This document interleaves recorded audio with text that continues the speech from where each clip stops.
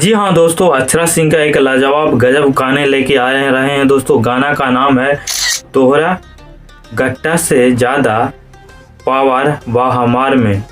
तोहरा गट्टा से ज़्यादा पावर बा हमार में। लाजवाब गाने आ रहे हैं दोस्तों, इशारों इशारों में दे दिए हैं सबको। कुछ विवाद में अभी चले अक्षरा सिंह, तो विवाद के बारे में मैं लास्ट में बात करूंगा दोस्तों। पहले इस गाने के बारे में बात कर लूँगा दोस्तों।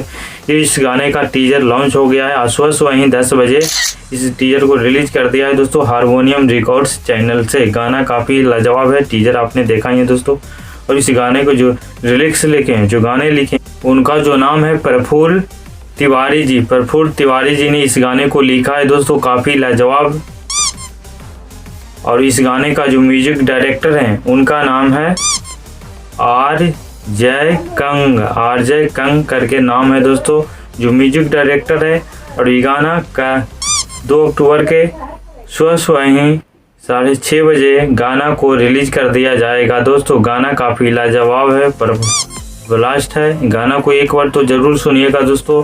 बाकी अभी अक्षरा सिंह विवाद में चल रही है दोस्तों, क्योंकि उन्होंने अभी इंस्टाग्राम पे पोस्ट किया है। रितेश पांडे जी का भी 1 बिलियन गाना आया था, उस पर सभी लोगों ने अपनी तरफ से लिखकर भेजा।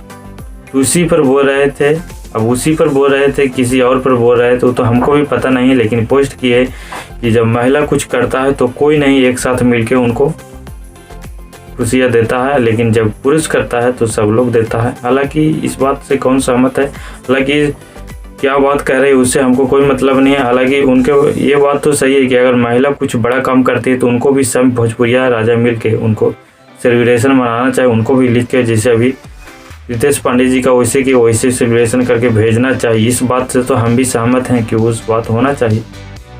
बाकी इस गाना को आते ही ज़रूर एक बार सुन लीजिएगा दोस्तों, काफ़ी लाजवाब है, ब्लास्ट है। गाना का नाम से सुन लिया है, किसी इशारों में पूरा तबाही मचाने वाला है।